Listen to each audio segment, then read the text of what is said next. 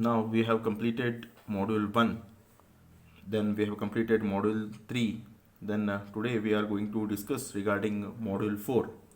In module 4 we will be discussing regarding disinfection and the miscellaneous treatment processes. So we are right now we are going to concentrate more on disinfection and miscellaneous treatment. In the disinfection we are going to study what is the theory behind disinfection, what are the different methods of disinfection with its merits and demerits. Then we are going to see what is chlorination and breakpoint chlorination and determination of chlorine demand. Right, here we are going to solve some of the problems on the chlorine demand, then estimation of quantity of bleaching powder that is required. Okay, after this, after disinfection, we are going to see miscellaneous treatment processes.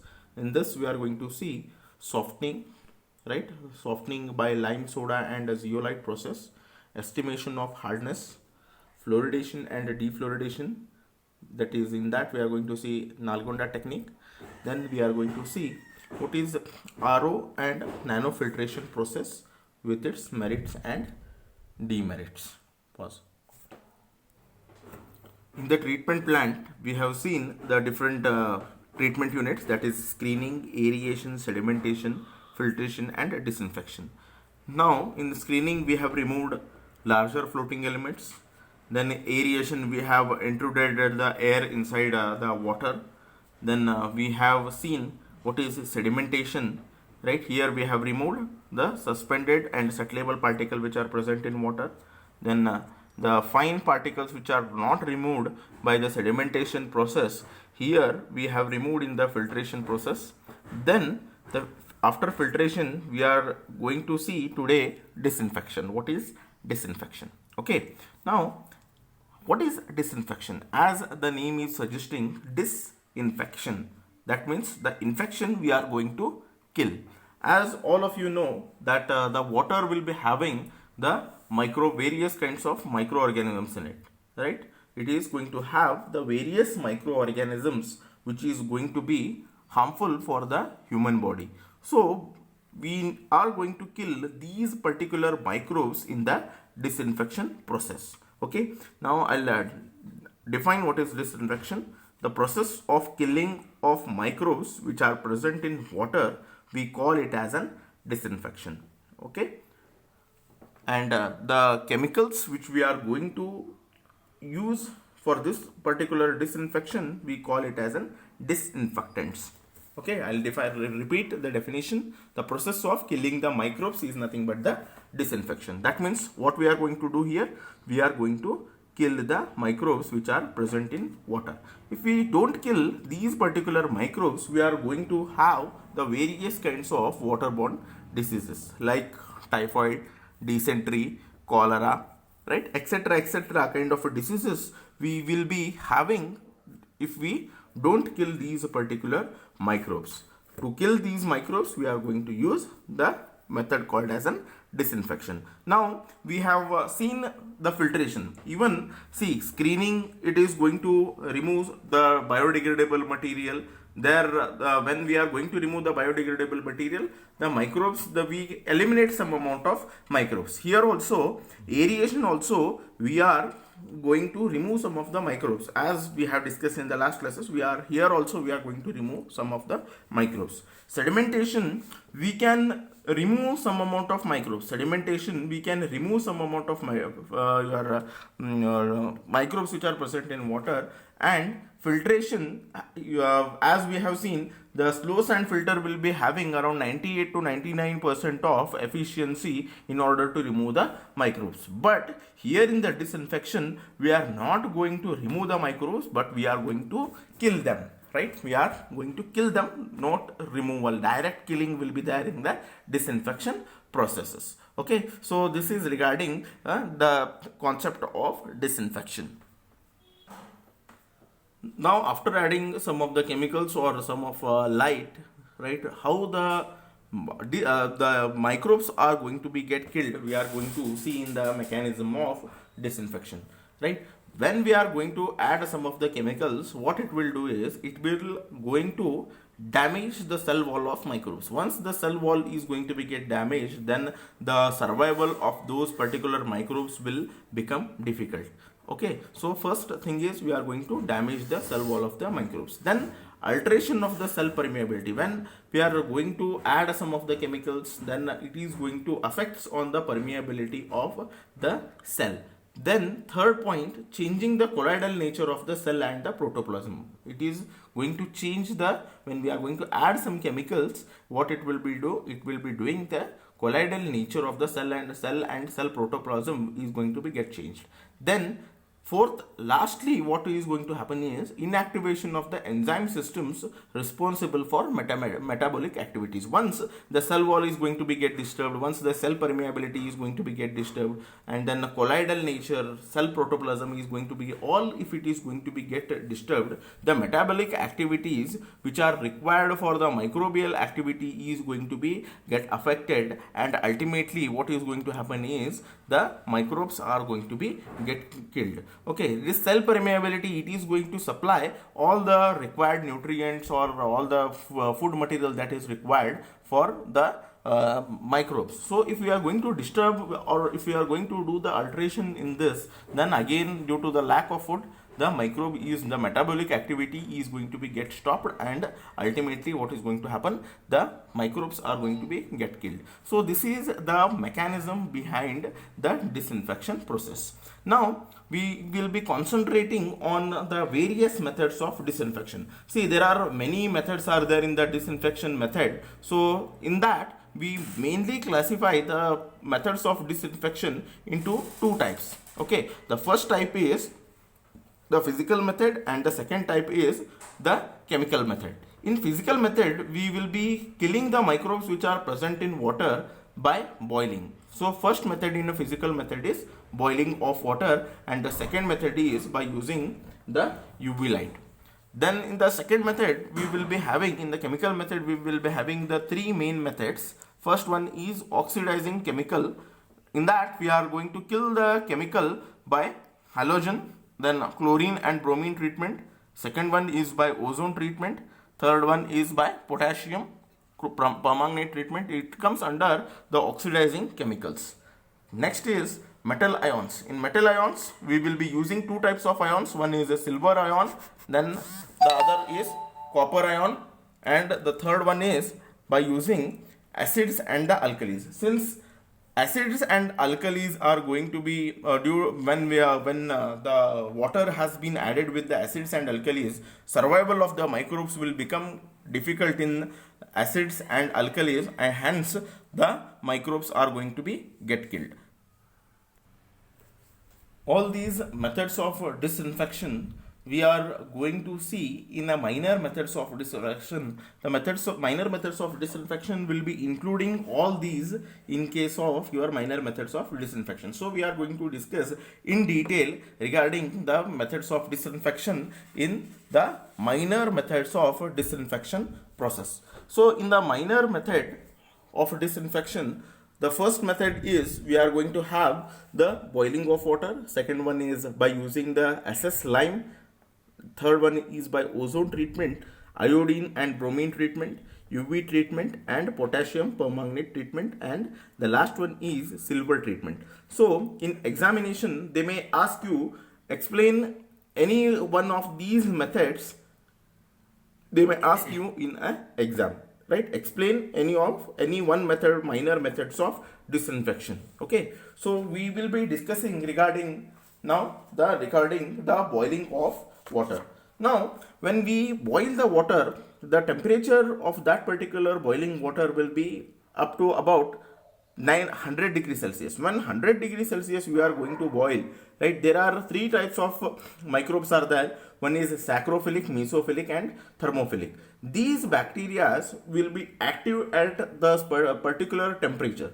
Okay, thermophilic means they will be active above say 50 to 70 degrees Celsius, mesophilic 20 to 40 or 50 degrees Celsius, then saccharophilic they will be active up to about 10 or 20 degrees Celsius. So when we are going to increase the temperature, when we are going to increase the temperature up to about 100 degrees Celsius, what is going to happen is the last temperature how they can survive is up to about 70 degrees Celsius the microbes can survive. Now if you are going to give the temperature of around 95 to 100 degrees Celsius, now this is an above the reach of those or above the favorable temperature conditions for those particular kind of microbes. So when we are going to increase the temperature, the microbes are going to be get killed at this particular temperature. So we are going to use the boiling. This is physical, it comes under the physical method. Now in boiling we cannot use this for the large city supplies or the large scale. We cannot use boiling. The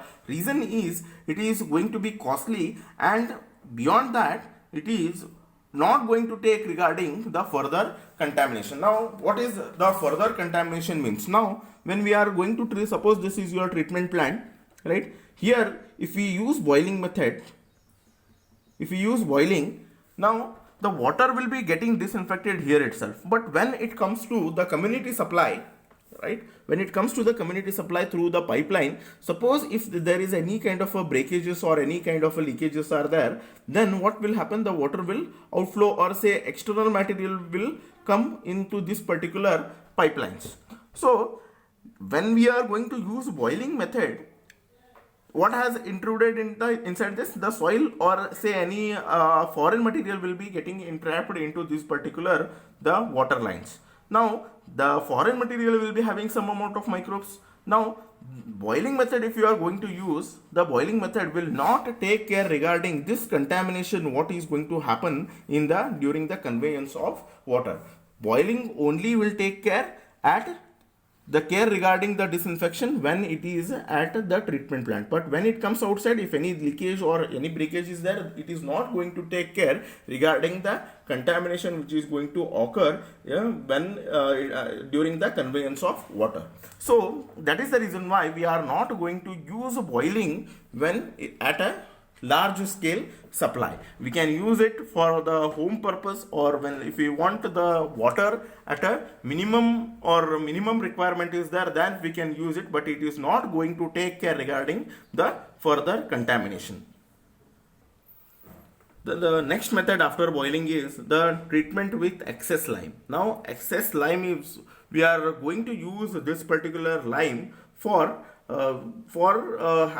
having the disinfection process. It is going to remove the bacteria up to about 99.3 to 100%. But basically the lime, why we are going to use is, we are going to use this for softening purpose. When we are going to use the lime, what it will do is, it is going to raise the pH of water. It is going to raise the pH of water, say around 9 or 10. When we are going to use this pH up to about 9, now what will happen again, in order to bring it to the standard pH level, that is 6.5 to 8.5, again we need to remove the recarbonation process. We have to go for the recarbonation process. Whatever the excess lime is there, we need to remove it. Then only it will be coming under 6.5 to 8.5. Now you are, as we have studied in module 2, right, your drinking water standard limit is up to about 6.5 to 9.5. So it is going to bring the water beyond the 9, 10, 11.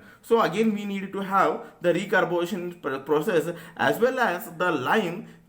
If we are going to use the lime, it is going to become costly. So that is the reason why we cannot use this particular method. By excess lime method we cannot use it. Now the next method is the ozone gas treatment. Now ozone gas treatment, when it is going to be present, when we are going to give the ozone treatment, we will be passing that ozone light with the help of electricity. First of all, it is going to consume lot amount of electricity, as well as it is not going to take care regarding the further contamination. Like boiling, it is going to take care regarding the only local disinfection will be done, but it is when it is going to be passed to the community through your the pipelines, it is not going to take care regarding the further contamination. So we are not going to, it is costlier, as well it is costlier. So that is the reason why we are not going to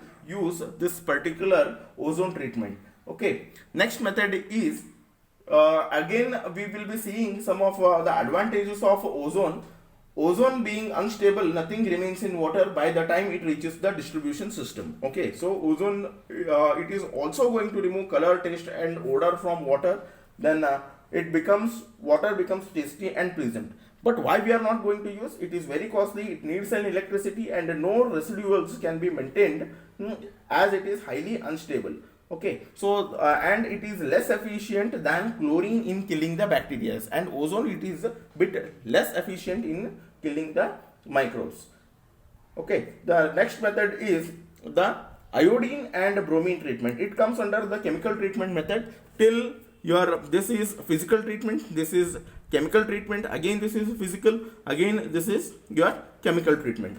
Okay, in iodine and bromine, the quantity of this disinfection may be limited to about 8 ppm, and contact period is generally 5 minutes, and it is the iodine and bromine are available in the form of pills and very handy, but these are not going to be suitable for the large scale supply, but may be used in treatment of the small water supplies. Okay, so this is again we are going to use it at a large treatment supplies.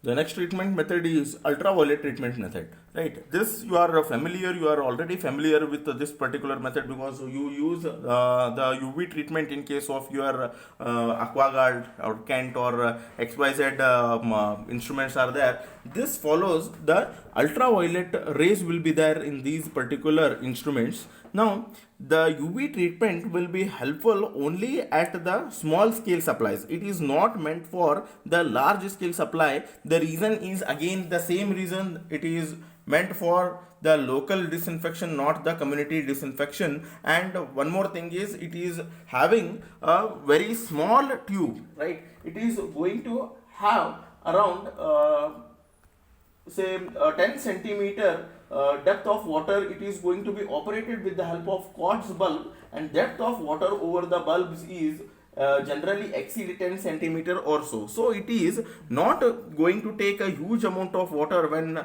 it has to be treated by the UV treatment. And again, one more restriction for this ultraviolet treatment is the water which you are going to use for ultraviolet treatment is, it should be having the less turbidity, it should have the proper pH value, and it should have the less color in this, and it should be properly it should be sterilized. So UV treatment will be having the disadvantages that we want the turbidity up to about 15 mg per liter. It should not be more than that, and you know that water in the rainy season, it will be a bit turbid in case of your rainy season. So it requires the water to be having the turbidity less than 15 mg per liter, and so that is the reason why we are not going to use this UV treatment, but it is very helpful at a lower scale supplies. Next treatment is the potassium permanganate treatment. In the potassium permanganate treatment, we will be